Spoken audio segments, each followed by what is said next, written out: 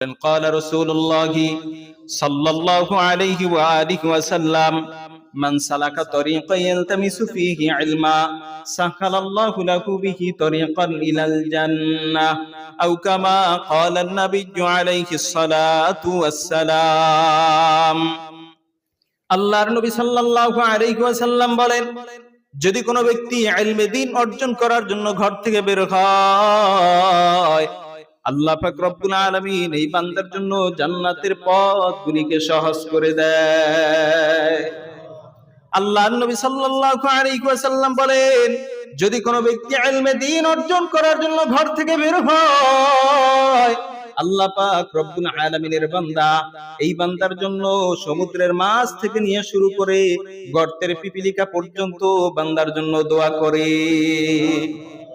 ইলমে দ্বীন যারা অর্জন করবে তাদের জন্য আল্লাহ পাক রব্বুল আলামিনের মাখলুকাতের মধ্যে পিপিলিকা এবং সমুদ্রের মাছ এই বান্দার জন্য আল্লাহর কাছে দোয়া করতে থাকবে। সুবহানাল্লাহ। আল্লাহর নবী সাল্লাল্লাহু আলাইহি ওয়াসাল্লাম বলেন, ক্বালা রাসূলুল্লাহ সাল্লাল্লাহু আলাইহি ওয়া আলিহি ওয়াসাল্লাম, মান ক্বারাআল কুরআনা ফাস্তাযহারাহু ফাহাল্লা হালালাহু ওয়া হাররামা হারামাহু। যে ব্যক্তি কোরআন পড়বে, কি করবে? কোরআন পড়বে এবং কোরআনের হালালকে হালাল জানবে, হারামকে হারাম জানবে। কোরআন পড়লেই তো কোরআনের মধ্যে কোনটা হালাল কোনটা হারাম জানতে পারবে, কোনটা জায়েজ কোনটা না জায়েজ সেটা জানতে পারবে, কোনটা বৈধ কোনটা অবৈধ সেটা জানতে পারবে।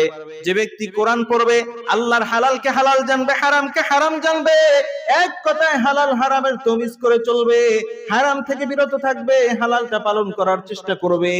আল্লাহ পাক রব্বুল আলামিন বলেন, পয়গম্বরে আরবি সাল্লাল্লাহু আলাইহি ওয়াসাল্লাম বলেন, এই বান্দা কোরআন পড়িয়া যখন নাকি আলেম হবে, কি হবে? যখন বান্দা আলেম হবে, আলেম হওয়ার পর কোরআনে হাফেজ হওয়ার পর আল্লাহ পাক রব্বুল আলামিন কিয়ামতের ময়দানে তাকে একটা স্পেশাল পাওয়ার দিবে। সুবহানাল্লাহ বলেন, কি দিবেন? একটা স্পেশাল পাওয়ার দিবেন। কি সেই স্পেশাল পাওয়ার?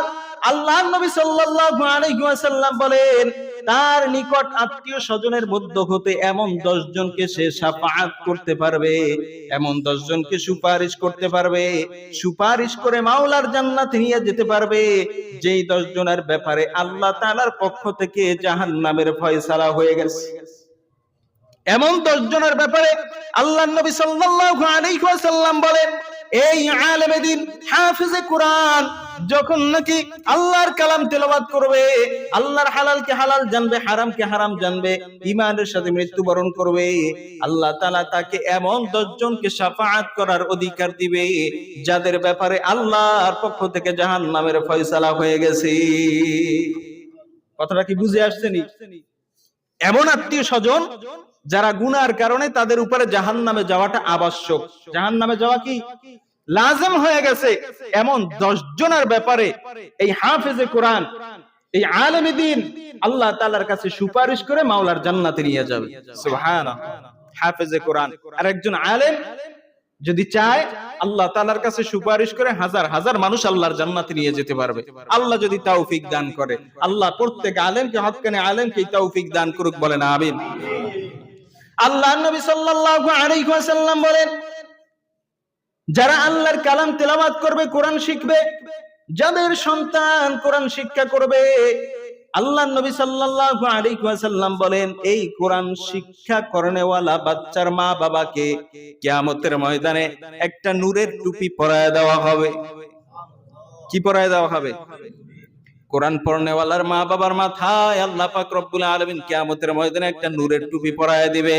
আল্লাহর নবী সাল্লাল্লাহু আলাইহি ওয়াসাল্লাম বলেন, এই নূরের টুপিটা যদি দুনিয়াতে পাঠানো হইতো, এই নূরের টুপির আলোর সামনে দুনিয়ার চন্দ্র সূর্যের আলোটা বিলীন হয়ে যাইত।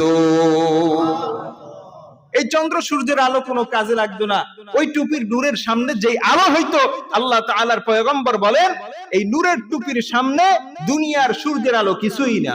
সুবহানাল্লাহ। কাকে পরাবেন? বুঝে না।